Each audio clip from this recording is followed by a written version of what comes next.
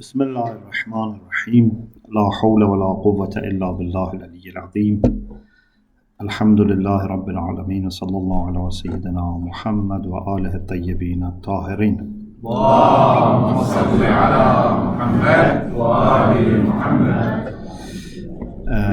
I am very grateful to Allah subhanahu wa ta'ala for giving me this blessing to be with you and share with him this platform to talk and exchange about the way we are all inspired by Imam Sadiq alayhi salam. As you are all aware, this is not a topic that we can do justice in one session or even many sessions. One of our scholars has written 60 volumes on Imam Sadiq. So we are just trying to, share a little bit fragrance of the great life of Imam Sadiq alayhi salam. And I would like to share with you especially those aspects of his life that have been very much inspiring me. And in my involvement in Islamic studies and then in community affairs and interfaith,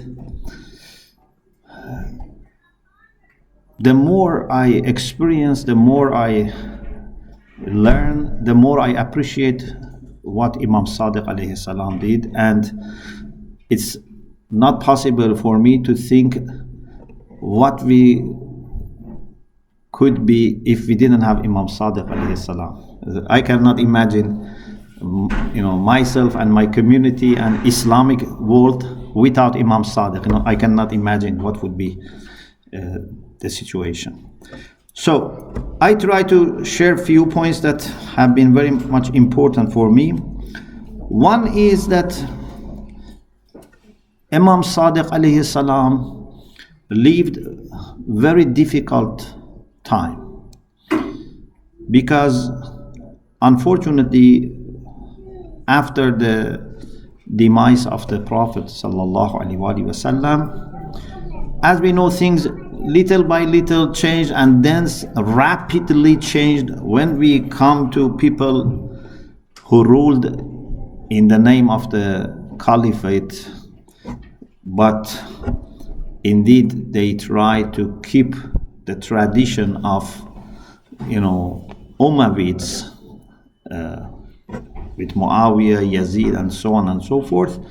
Then things so much changed that even those who are not Shia, they don't call them Khulafa al-Rashidun. They only choose this name for the first four caliphs. Means from Muawiyah onwards, no one is happy to consider these as real representatives of Islam, because things very much went to the direction of kingdom. It was more like being a king than being a successor to the Prophet sallallahu alaihi wasallam. So Islam unfortunately was not practiced as Rasulullah sallallahu alaihi wasallam taught. Some of the Umayyads, when later they went to decline and they lost power, they have commented on the reasons why they lost power. And one of the things that they mention is that we had more interest in expansion of our territories and collecting more taxes from people than in the interest of Ummah and interest of people. In any case, things went so much to the wrong direction, and Islam was in need of revival. But some people thought this revival would be a political revival. People like Zayd ibn Ali, who was kind of uncle for Imam Sadiq alayhi salam, he had this movement against Umayyads. Later, other people had these movements. Or some people even managed to bring a new group, Abbasis, to power, like Abu Muslim Khurasani. But Imam Sadiq alayhi salam had the idea that if people are not well informed and well formed, change of governments, change of regimes would not help. People should be prepared. You can replace Umayyads with Abbasids, but what is going to happen? Therefore, Imam didn't take a political route. Imam focused on first being in Medina, which is very important. This by itself needs lots of reflections. Why Imam stayed in Medina? Why he didn't go somewhere far from the capital, from the pressure of the caliphs, and being day and night monitored? He could go to somewhere near Caspian Sea. We had some Shiite powerful families.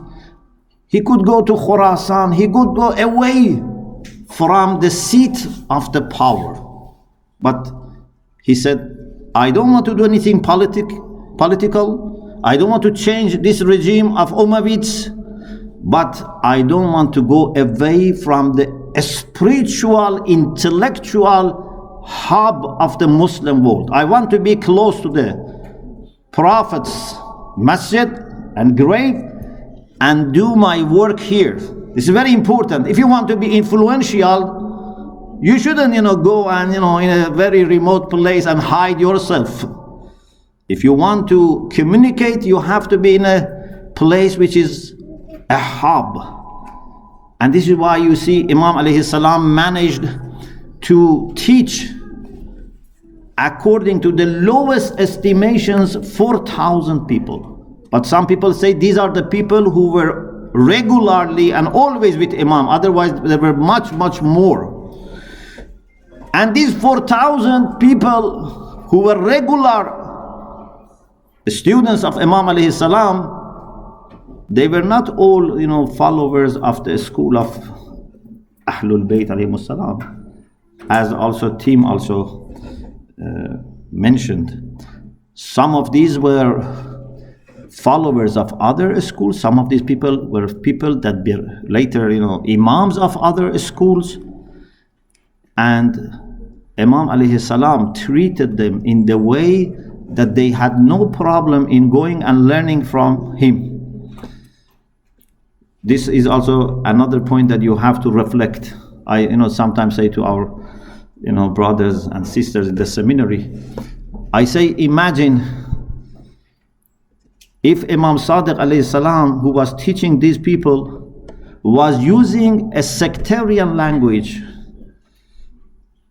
For example, saying that now it is Fatimiyya and we want to, for example, say certain things or do certain things. Would these people kept going to him? Or was saying now it's Ashura, we want to do this, we want to do. So he had very delicate job of teaching pure Islam, reviving love for Ahlul Bayt, for Amirul Mu'mineen, who for many years was being cursed on Minbar. He had to revive all love for Ahlul Bayt, but by avoiding any sectarian language, anything that could stop him, and just presenting that he is Imam of Rafiza, he is Imam of this Shia sect. No. He was so careful that thousands of Sunni students, scholars, muhaddithin, fuqaha were very happy to attend his lectures. No one was shy, no one was hiding himself, no one was, covering his face and going to his lectures. Everyone was proud because he was recognized by everyone as the most knowledgeable Muslim scholar, not just Shia scholar, not just a Shia leader. This is a challenge for every Shia person, especially those who are influential. I say, if you are only loved by our own community, that is not enough. A true Shia person is the one that he should be loved by Shia, by Sunni, by Christians, by Jews, by people of no faith, because they should see in you reflections of God the Almighty. They should see in you light. They should see in you character. Imam Sadiq alayhi salam was the one who was able to attract people because of his piety, his knowledge, his detachment from dunya. No one was thinking that he has hidden agenda. He wants, to do later something. He is just temporarily, tolerating us because he later wants to do something. No, people felt very safe about even their own, mazhab. They felt safe. They had no worry that if I go to Imam Sadiq, he's going to brainwash me. He was helping everyone to grow.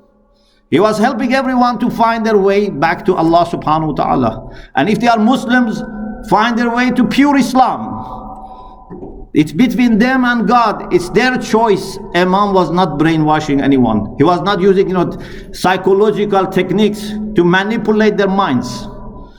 He was very honest and open. Everyone knew his aqidah, but he was not forcing his aqidah. Even he was so tolerant that next to Kaaba, can you imagine a place more sacred than Masjidul Haram? Next to Kaaba there were atheists who were not just atheists, they were propagating their atheism, and they were talking against God to Muslims who are there for pilgrimage.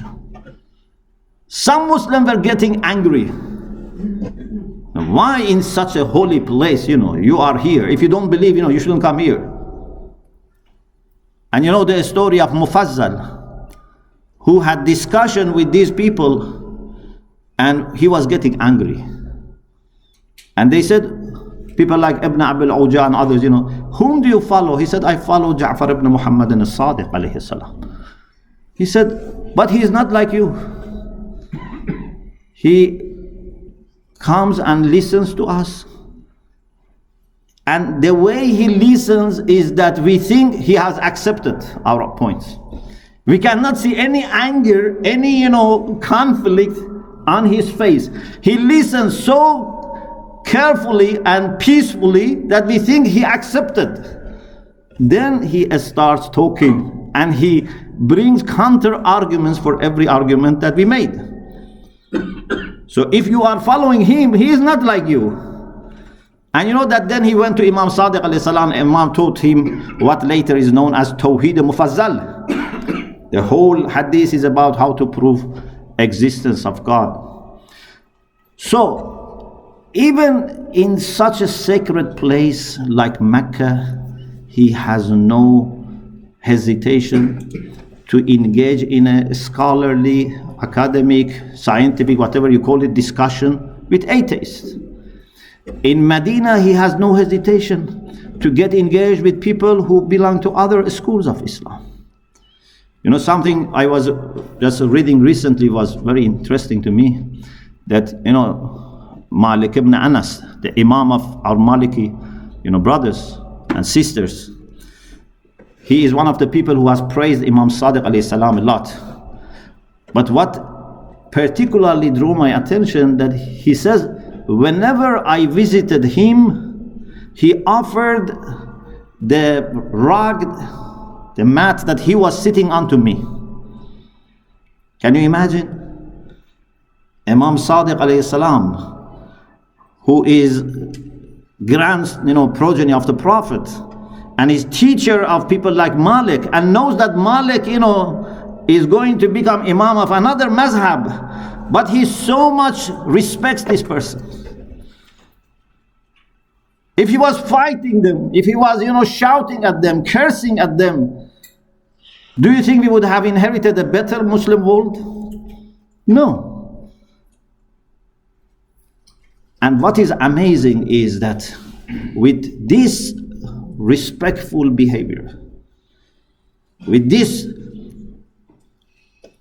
unprecedented tolerance that he showed, if you come lower than ma'sumin and infallibles, you don't find such tolerance. At the same time, he managed to establish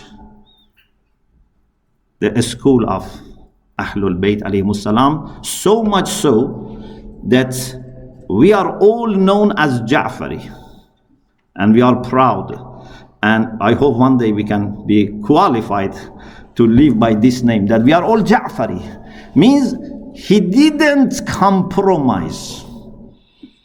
He gave our identity, he established our identity, but not by isolating Shia and fighting others, rather by welcoming and accommodating others. So this is what we have to learn, because some people think if you want to establish your community and your faith and your identity, you have to be harsh, you have to exclude others, you have to be always, fighting and arguing and debating so that you can, establish your identity. But this is not the model of Imam Sadiq alayhi salam. The model of Imam Sadiq alayhi salam is that through love, through peace, respect, and a scholarly discussion with scholars who are interested, you can minimize the harm, you can minimize challenges and conflicts, and at the same time have formation for your community, education for your community, and grow your community. Especially today. I think this is the lesson that we have to take today. Today, we are not able to live in isolation. Even in the past, this was not possible, but maybe in some parts of the world it was possible. For example, there were maybe some cities or regions that 100% they were Shia, or 100% Hanafi or Maliki, or 100% Muslims or 100% Christians. But nowadays, we are not living in isolation, especially in the West, but even in the East. We've on a daily basis come across people from other faith or other religions, or people of no faith. Especially with internet and social media, we are always continuously in touch with people of different backgrounds.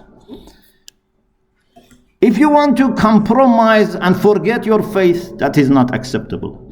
If you want to be harsh and imposing your faith, that is not also possible. What is the best way? I think the best way is the model of Imam Sadiq alayhi salam. That you invest on education. Don't lose any opportunity for education. For 34 years, Imam Sadiq alayhi salam was teaching. All his imamah, he was teaching. He was going to Masjid al-Nabawi, they say, from morning till near Ghurub, he was teaching. He didn't lose any opportunity. We have, tens of thousands of hadiths from Imam Sadiq alayhi salam. If he was not using his time in the best, way to teach, we didn't receive, so much of rich literature from him. Invest on education. Invest on training people. You know how he trained different experts in different fields. You know this famous story of a person from Sham who went to do debate with Imam Sadiq alayhi salam. First he started with some questions about Arabic, then he had questions about fiqh and kalam, etc. And Imam at each point was referring him to one of his students. And he said, I want to debate with you. Imam said, if you manage to win them, you have won me. And every student of Imam was able to win the argument, because Imam was training them, he was giving them a specialized training, and then this person at the end, he was so impressed that he started to follow Imam. So, education is very important for us. Religious education is very important. To organize ourselves. Imam Sadiq alayhi salam either started or he was the one who developed the network of wukala, which continued in the time of Imam Kazim, Imam Riza alayhi salam, and played great role in the time of Ghaibah.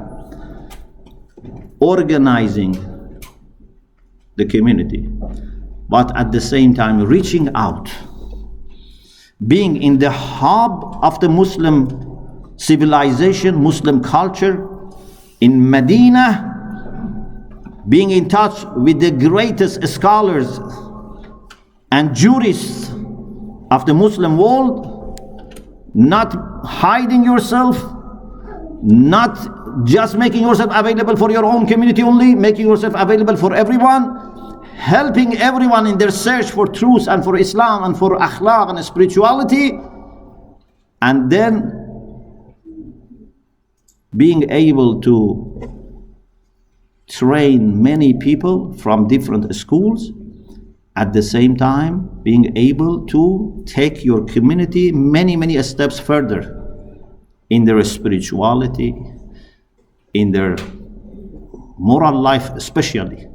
One of the things that you need to really study is those hadiths from Imam Sadiq alayhi salam when he describes his Shia. Who are Shi'atuna? You see, the way Imam Sadiq alayhi salam describes Shia is mostly, if not all, based on moral virtues and moral characteristics. He doesn't, say our Shia are the people that, for example, spends this many hours on ibadah, or this, give this much money, for example, as alms, etc. Those are important, but they are not the characteristics. The characteristics of the Shia are what? Are truthfulness, trustworthiness, being kind to each other, helping needy people. These are the characteristics. I would like to share with you two hadiths from Imam Sadiq alayhi salam, and then I will end my talk. One hadith is the one that you might have heard or come across, at least part of it, because part of it is very famous, about how we should observe limits of people. Every person who has faith is in a special rank or degree, and you cannot expect from people who are in lower rank to behave like those who are in higher. You have to be very patient with people. Like, for example, if you teach in primary school, you know that these students have a special capacity. You cannot teach them, what is taught in universities. You have to observe their capacity. So Imam Sadiq alayhi salam says, Inna Allah wada'a al-Islam ala sab'ati ashum. Islam is made by Allah on 7 portions, 7 branches. Islam has 7 pillars. As-sabr.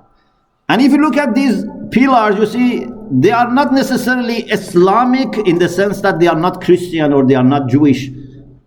They are Islamic in the sense that these are divine. Any faithful person can connect to. Patience, as-sabr. Was-sidq, truthfulness. Wal-yaqeen, certainty. Wal-ridha, to be pleased with God's decree. Wal-wafa, to be loyal. Loyalty is a very important quality. Wal-ilm, knowledge. Wal-hilm, forbearance. The difference between hilm and sabr is that hilm is to be in control of your emotions when you are wronged by someone else. So Imam says these are 5 branches, 5 pillars of Islam. Allah has given some people 1 of these, some people 2 of these, some people 3. Whoever has been given more should be patient with those who are in lower degree. And then he gives an example. You know the example. Ayatollah Mutahari also has this example in his book, about righteous people. That there was a person who had a neighbor who was not a Muslim. This neighbor was a very kind person. So he said, my neighbor is such a kind person, such a good person. I feel very bad if I don't help him, to find his way towards, God. So he talked to him, and finally this person managed to embrace Islam. So he told him, tomorrow we go together to masjid. So he took him to masjid, and he said, we go before masjid, for example, maybe for, being ready for salat on time, for Fajr, and then after they made their salat in masjid in Jama'ah, he said, let us wait here till sun rises, then we do some du'as. After that said, let us wait till midday, we learn something in masjid. Then he also said, let us fast today, we don't eat today and drink. Anyway, he took him back home in the night. He thought maybe he's doing a service, because this person is new to Islam, I have to now charge him a lot, quick charging, everything one day. The next day when he went to ask him to go to masjid, he said, sorry, I cannot cope with your religion, it demands too much. This religion is not something which is made for me. So Imam Sadiq says, look at this person, because he is not wise, and he overloaded someone who was not ready. This type of life is not even for ordinary Muslims, even ordinary Muslim cannot cope with this. So Imam says you have to be very careful. And then he says, this is very beautiful comparison he makes at the end. He says, Ama alimta anna imarata bani Ubayya kanat bis-sayf wal-asf wal-jawr. Bani Umayyad's governance was based on power of sword and force and zulm, injustice. Bani Umayyad kept people together with sword, not with convincing people and love. Yeah, so their emara was based on sword and force and injustice. Wa inna imamatana, but our imama, for them imam uses emara. For imama is not emara. Yeah, it's a divinely appointed leadership. Inna imamatana birrifq. Our imama is not bis-sayf, is birrifq, is with moderation. What ta'alluf, bringing hearts of people closer to each other. Wal-waqar, to treat in a dignified way, treat people with respect, and also honor yourself. Wat-taqiyya, our imama is based on taqiyya, means when people are not ready and sharing some of our ideas with them can create problem for our relations or for our life, etc., we don't share. If someone is not happy to know about my faith and is going, either to, get angry and create problem for himself or for me, why I should, share something that they are not prepared. There are certain things which are confidential. وَحُسْنِ الْخِلْطَةِ. Khilta means mukhalata. Good mixing with people. We very much in the school of Ahlul Bayt and in all Abrahamic faith, we very much love people have fraternal relations. Tim said how much he was helped in difficult time when he received love of the Muslim community, Christian community. This is great part of faith, that we are available for each other, we show care to each other. In the imama of Imam Sadiq alayhi salam, part of our faith is husnul khilta. Not only with your own fellow Shia brothers and sisters, or only with fellow Muslim brothers and sisters, with everyone. With your neighbors, with your colleagues at work, with your classmates. You don't need to choose everyone as your best friend, but you can still have very good respectful relation with others. Husnul khilta wal wara'. Piety. When it comes to your finance, you have to be pious. When it comes to your relations, everything with piety, observing Allah's will. Wal ijtihad, we have to be hard-working people. We cannot be lazy. If we want to follow Imam Sadiq, we cannot be lazy in any aspect of our life. We have to try to reach as much as possible success, especially when it comes to our moral, spiritual life. فَرَقِّبُوا النَّاسَ فِي دِينِكُمْ وَفِي مَا أَنْتُمْ فِيهِ. Imam Sadiq says, with your behavior, with your virtues, with your character, make people interested in religion. Because, as we say, ad-deenu mu'amala. Many people are not, great seekers of knowledge like Salman Farsi or, people we have that, they have studied different religion, they have studied, tens of books, discussed with many people, and finally they choose what's the best religion or the best faith. Many people don't have that much of patience. Many people can understand the truth through personal encounters with the people who have some access to the truth. If you have access to truth, if you have access to God, if you have access to divine revelations, you have to facilitate people's going towards God through your behavior, through your character, through your interactions with people. If you have received any light, let this light be reflected through your behavior to others, not through words only. As Imam Sadiq alayhi salam said, كونوا دعاة صامتين or كونوا دعاة بغير ألسنتكم. Call people towards God, but without using your tongues.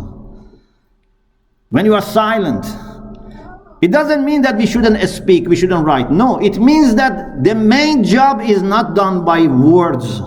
The main job is done by actions, real actions, personal relations. We pray to God the Almighty to help us to follow these beautiful teachings and strategies of Imam Sadiq alayhi salam and make life for ourselves and other people a life of moral virtues, and in particular, as we saw here, a life based on good temper, moderation, hard working, piety, and honesty and loyalty. Alhamdulillah Rabbil Alamin.